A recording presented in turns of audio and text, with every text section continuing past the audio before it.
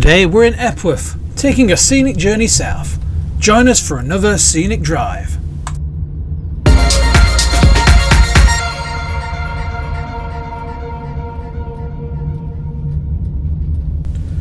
Welcome to Epworth, a small town in North Lincolnshire, roughly halfway between Doncaster and Scunthorpe. As with most old villages and towns, it's mentioned in the Domesday Book of 1086, and more recently it's known as the home of the Methodist religion. As we pass through the centre of this charming town, you can see the main street is full of independent shops, full of character. You won't find a Starbucks or a Greggs here, but it's well worth a visit, just to stroll around and soak in the atmosphere of a good old-style town successfully keeping the modern world at bay. And, through personal experience, I can definitely recommend the fish and chip shop on the right there. Very tasty.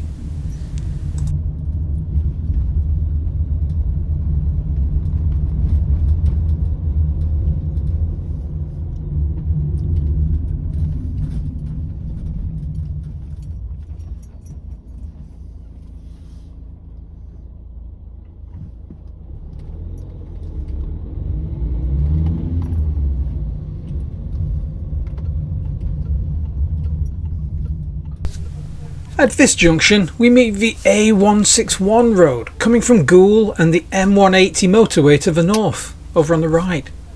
We're going to be turning left, that's southwards towards Gainsborough, and straight ahead there's a minor road that continues towards Sandtoft and Hatfield to the west.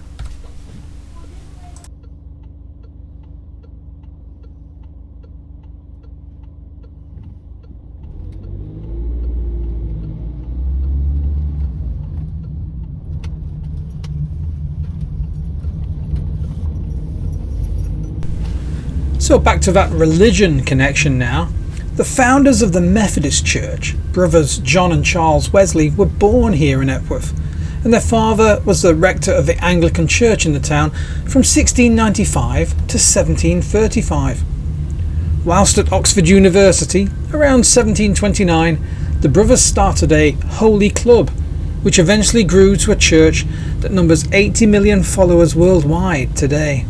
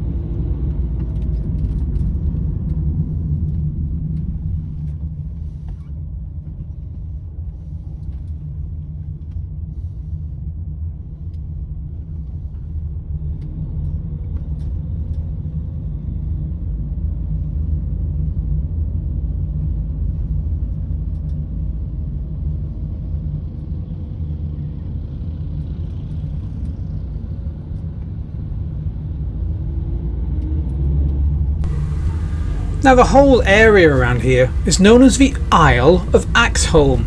It's a large area between the towns and cities of Doncaster, Goole, Scunthorpe and Gainsborough. Originally, this was an area of mostly uninhabited marshland, until a Dutchman by the name of Cornelius Vermuyden carried out works to install drains and dikes throughout, around 1627. This effective drainage system created huge swathes of land suitable for agriculture, and with the drains acting as borders, the idea of an island in the middle of England was truly realised. However, the area was known as an isle long before those drainage works came along.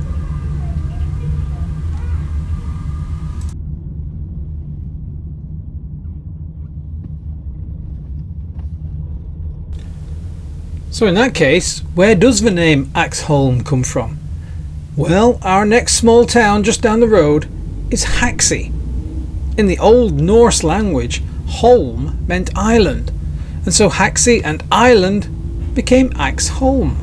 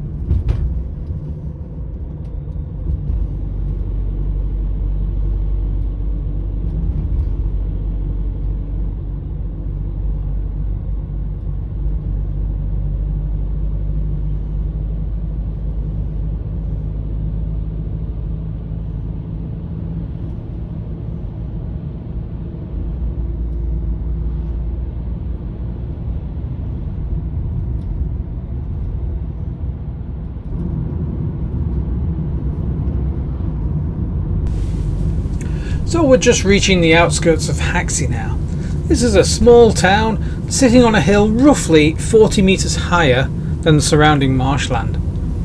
Originally known as the capital town of the Isle of Axholme, Haxey was largely destroyed by fire in 1741. The fire was believed to have been started in a flax mill, and within 3 hours it had destroyed 62 houses in the town. There was suspicion that the fire was started deliberately by an ex-employee of the mill, but without proof, the case was dismissed from court.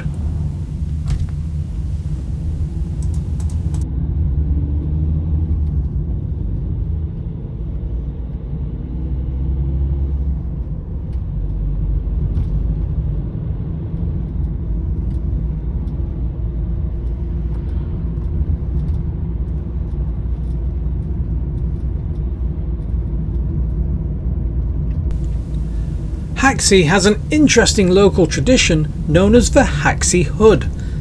This is a game played every year on the 6th of January. The villagers gather and form a rugby-style scrum and try to push the hood towards one of the 4 pubs in the village. Originally, the hood would have been a bullock's head, but today it's a 2-foot length of stout leather. There are no teams as such, and participants just attempt to get the hood to their preferred pub whilst tackling those in their way. The Lord of the Hood is there to act as a referee, and 11 people known as boggins attempt to stop any property damage and round up any stragglers. Tradition states that the event began around the 14th century when the wife of a local landowner, John de Mowbray, lost her silk hood whilst horse riding on a breezy day. 13 local farm workers who were nearby rushed around to try to recover the hood. Impressed by such a fine spectacle, the landowners donated land to the parish of Haxey on the condition that the hood became an annual event.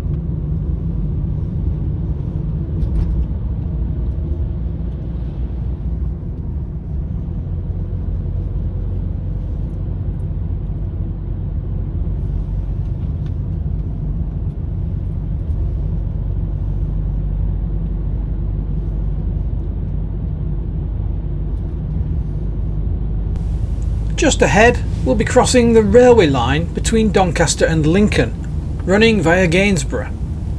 This line was opened in 1867 by the Great Northern and Great Eastern Joint Railway. The line proved valuable by allowing the Great Eastern Railway, or the GER, to access the lucrative coalfields of Yorkshire, and a collaboration with the Great Northern Railway was the solution. Freight proved to be the backbone of the line ever since, and whilst there is a passenger service between Doncaster and Lincoln, the route is essential today to allow freight container trains from ports such as Felixstowe to run to the north via Spalding and Lincoln, avoiding the very busy East Coast Main Line. Without this route, congestion on the main line would be unworkable. Our next town is Misterton, but first we must leave the Axholme area of Lincolnshire and enter the Nottinghamshire district of Bassetlaw.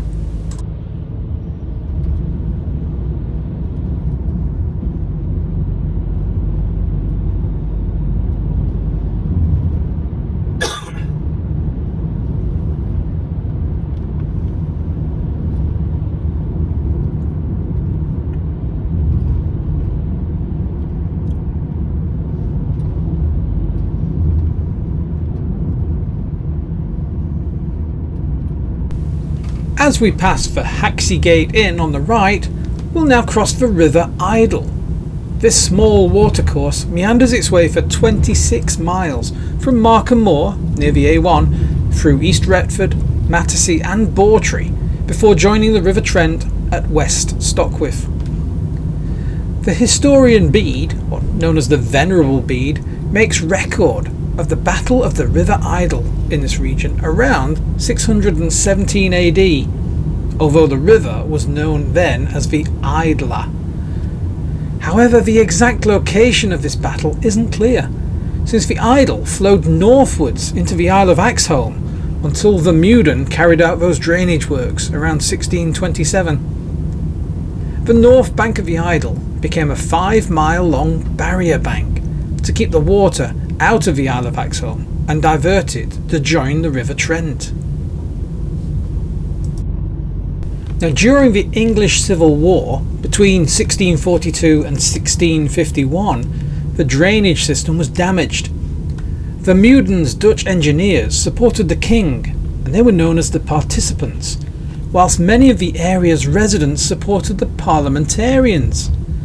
To try to stop the king's royalists invading Axholme from the south, the villagers broke Misterton Sluice around 1643, causing widespread flooding.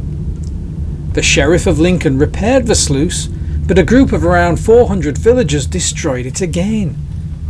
From 1656 there were more than 30 different battles between the Participants and the men of Misterton and Gringley, until peace finally returned in 1719. Now we've just turned off the A161 here in the middle of Misterton. We'll leave that road to continue its way on to Gainsborough. Now we're taking the B1403 towards Gringley-on-the-Hill. As we leave Misterton, look out for the other notable watercourse in the area, the Chesterfield Canal. Now, the merchants of East Retford had long petitioned to try to make the River Idle navigable inland as far as their town, so that they could increase trade. However, before those plans could come to fruition, approval was granted for a canal to run all the way from the River Trent at West Stockwith to the town of Chesterfield in Derbyshire, some 46 miles away. Opening in 1777, it provided those much needed trade routes to the towns of East Retford and Worksop, as well as Chesterfield at the end of the route. By 1789, after just 12 years, the canal was turning a profit and paying a dividend to its shareholders. However, like all the canals of England, within another 50 years or so, competition from the railway boom took that vital trade away. The final blow for the Chesterfield Canal came with the collapse of the Norwood Tunnel between Worksop and Chesterfield, caused by mining subsidence. Today the canal is navigable only between the Trent and Worksop, although there has been some work to reopen short sections near Chesterfield. However, with rebuilding the Norwood Tunnel seen as very unlikely, the route will quite possibly remain severed in two forever.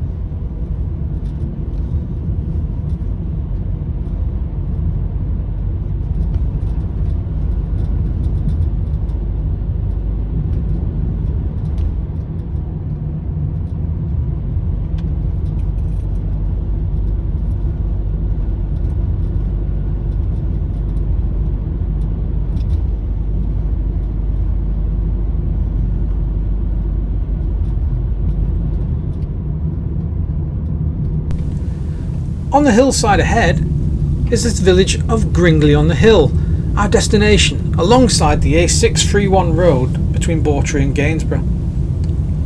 Sitting on that hill comes with benefits, as on a clear day there are views all the way to Lincolnshire Cathedral.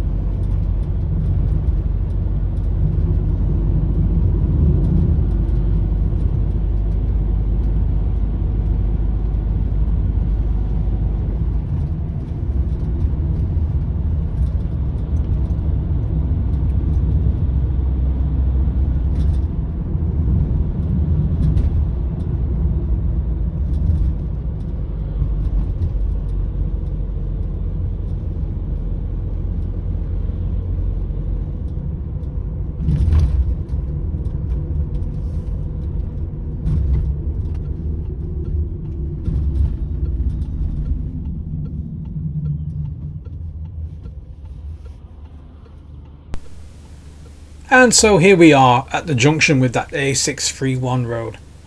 To the left, just a few miles away, is the town of Gainsborough, whilst to the right the road continues on through Bawtry, Tickhill, Maltby and to Rotherham. So we hope you've enjoyed this scenic drive. Please consider subscribing to the channel to see more films like this one. Thanks for watching.